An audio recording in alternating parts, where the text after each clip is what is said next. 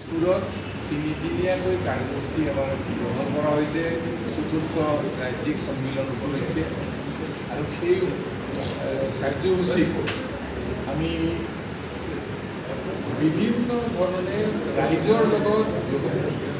বিজ্ঞানক যুক্ত কৰাৰ যি কাৰ্যসূচী সেই ধৰণৰ কাৰ্যসূচী আমি গ্ৰহণ কৰিছোঁ। তাৰে ভিতৰত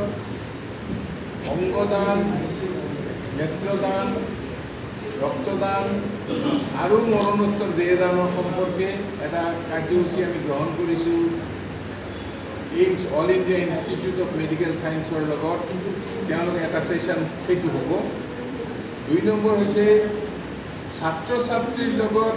বিজ্ঞানীসকলৰ মুখামুখি এটা মত বিনিময় সেইটো এটা আমি গ্ৰহণ কৰিছোঁ আৰু তাতে ৰবটিক ছায়েন্সৰ পৰা আৰম্ভ কৰি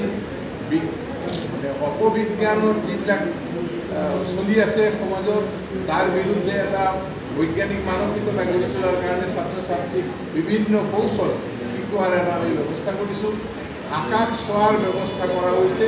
যাতে আকাশ সম্পৰ্কীয় গ্ৰহ নক্ষত্ৰ সম্পৰ্কীয় যিবিলাক আমাৰ আছে যিবিলাক কুসংস্কাৰ আমাৰ মাজত আছে তাক দূৰ কৰিব পৰা যায়। আমি গ্ৰহণ কৰিছোঁ মহিলাসকলক জড়িত কৰি বিজ্ঞান মানসিকতা গঢ়ি তোলাৰ কাৰণে ৰান্ধনীশালত বিজ্ঞান বুলি আমি এটা অনুষ্ঠান তাতে পাতিম আৰু সেই অনুষ্ঠানৰ মাজেদি পৰিপুষ্টিৰ লগতে অবৈজ্ঞানিক যিবিলাক চিন্তা আমাৰ আছে